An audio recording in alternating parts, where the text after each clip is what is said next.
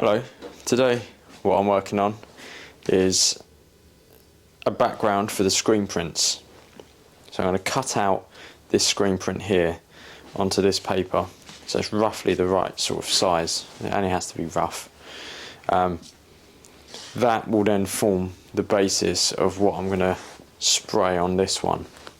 So for example, on here I might spray a light grey tone for a complete background, and then I can screen print over that background, and then all the inside here won't be white, it'll be an extra colour, so it gives me an extra layer without actually making another screen up. I want to spray it with an airbrush and see what sort of gradient I can get on it. Maybe it fades out, I haven't decided yet, but I'm going to do 5 different sheets, maybe vary the colour slightly, but it's going to be quite a plain sort of tone, not like a bright yellow coming out of the background. Well, maybe I could on one just to experiment, but I see it more of a monochromatic colour in the background, or tone in the background, should I say.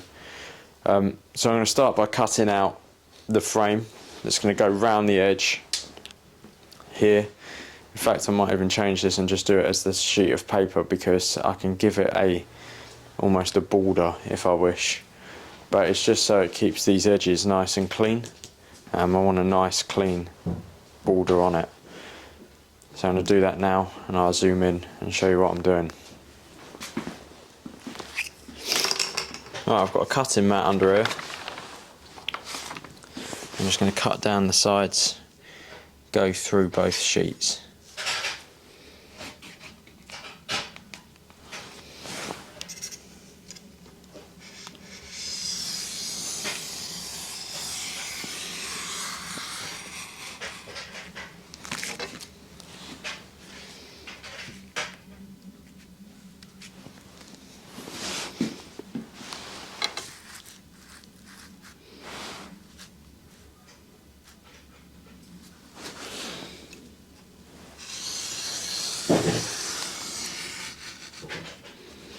If it goes slightly over, it's not a problem because I can tape it up. This is quite a good tape for paper because it doesn't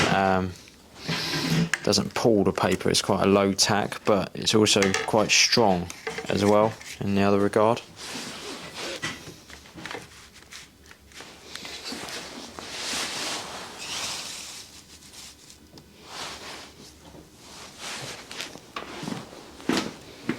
Oh, actually.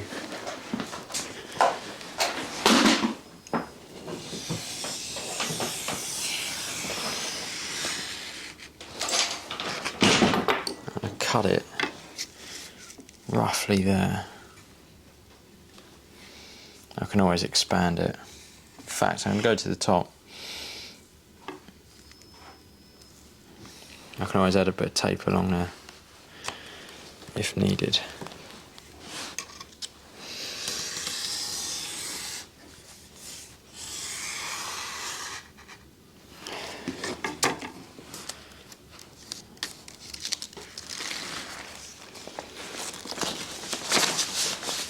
There we go.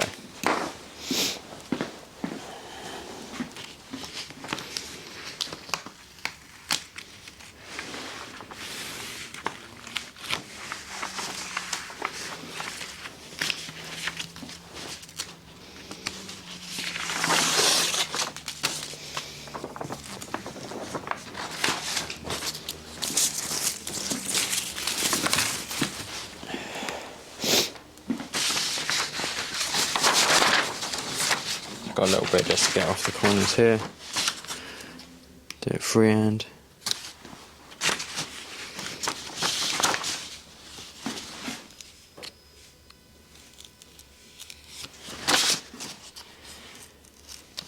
Done.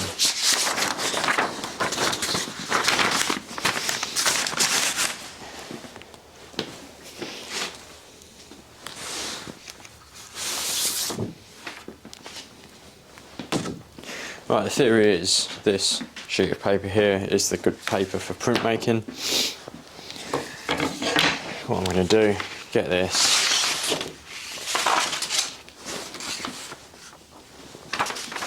centre it, stick it over the top and start spraying.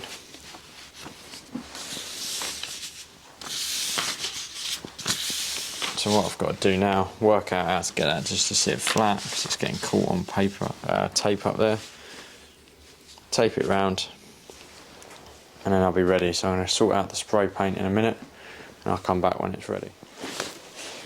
What I've done here, I've taped around the edge now.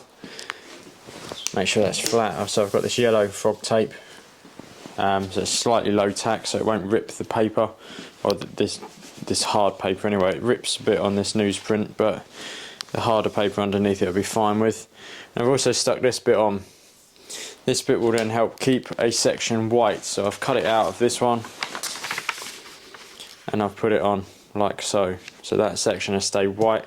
This will probably be grey. I'm going to start mixing up in a second, see what that goes like, then give it a spray. I won't be printing this week, I'll be letting these dry, so I might do five sheets, 4 or 5 maybe, see how it goes, of one colour, and then I'll be printing over the top later on. Now what I'm doing, I'm mixing up this neutral grey paint here, N6 golden.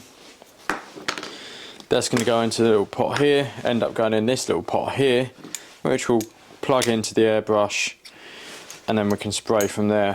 I've added this little adapter on here to make sure that this airbrush fits with the compressor, because it's got a different valve on the bottom there, so I need to adapt it to my quick release one that I use on the other airbrush. I'm also going to use this airbrush medium here, Thin's Fluid Acrylic Colours for spraying, by Golden. I use that, and I actually have a little bit of water as well to thin it a little bit further. So I'm going to start with the neutral grey, and then I might put a graphite grey, mix it with it to get a slightly darker tone as we go.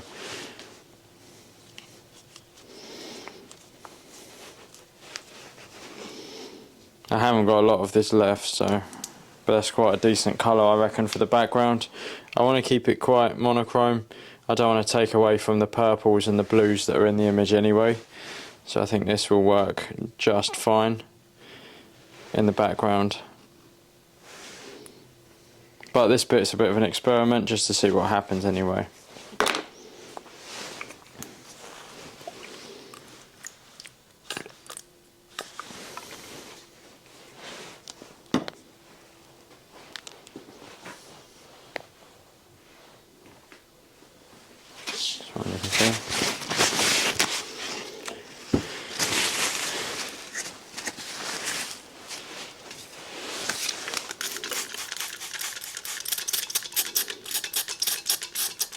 This is usually done by feel, so you can feel how thick the paint is.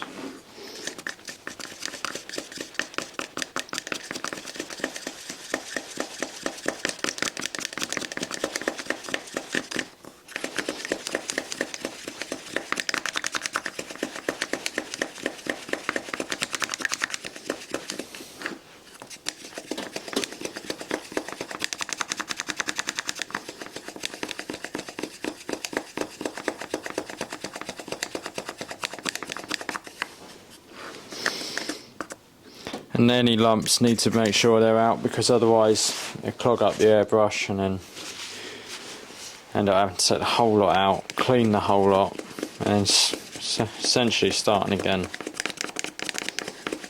It can be quite frustrating, especially considering it's cold outside and the door will be open and it'll be getting colder in here when I'm spraying, that you don't want to be having to stop halfway through to start again.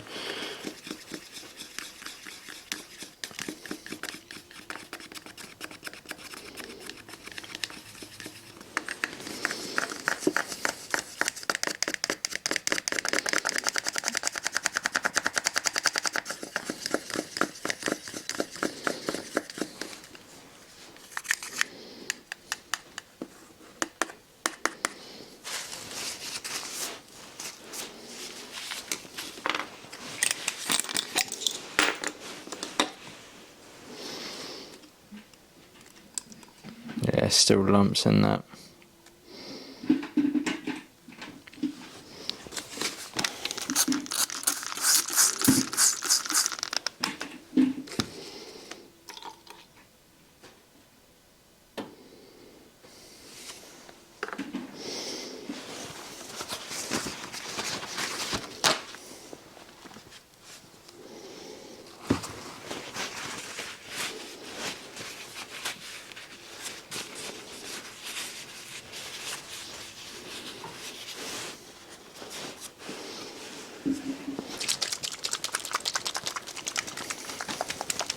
This should make, well, hopefully get all of those lumps out.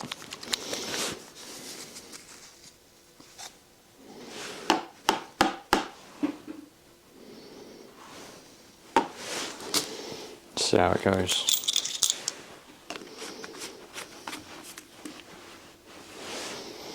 Right, now that's ready, I've got to set the compressor up, ready to go to spray.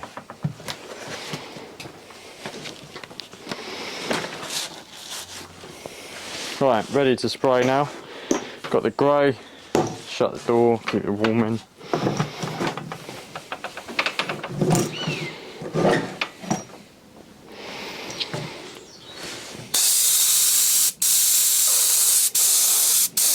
That's working. Alright, I'm going to try and get a gradient on it.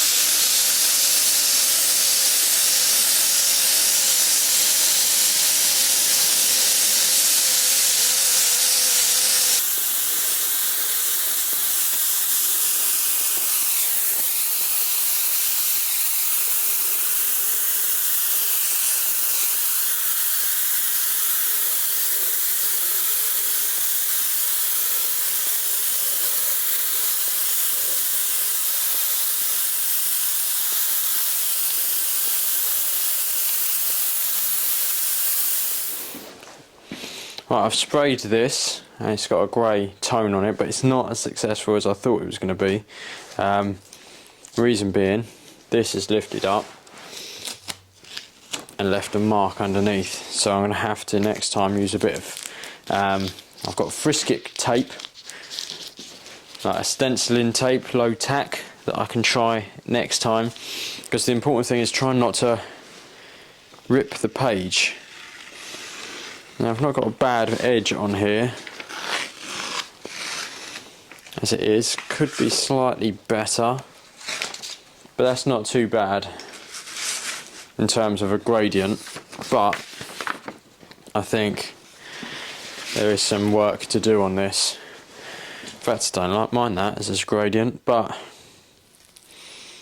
yeah, you have to think about how to make sure that if I want areas to stay white, which I do, how to do it, because it's all well and good stenciling it on the big canvases, because the canvas doesn't rip apart, so it doesn't take off the top coat. And if it does on here, I'm going to have a bit of a problem. But I'm going to use this as a test run to see how the screen print works over the top of it, and go from there. So I've got one started at least. Right, thank you.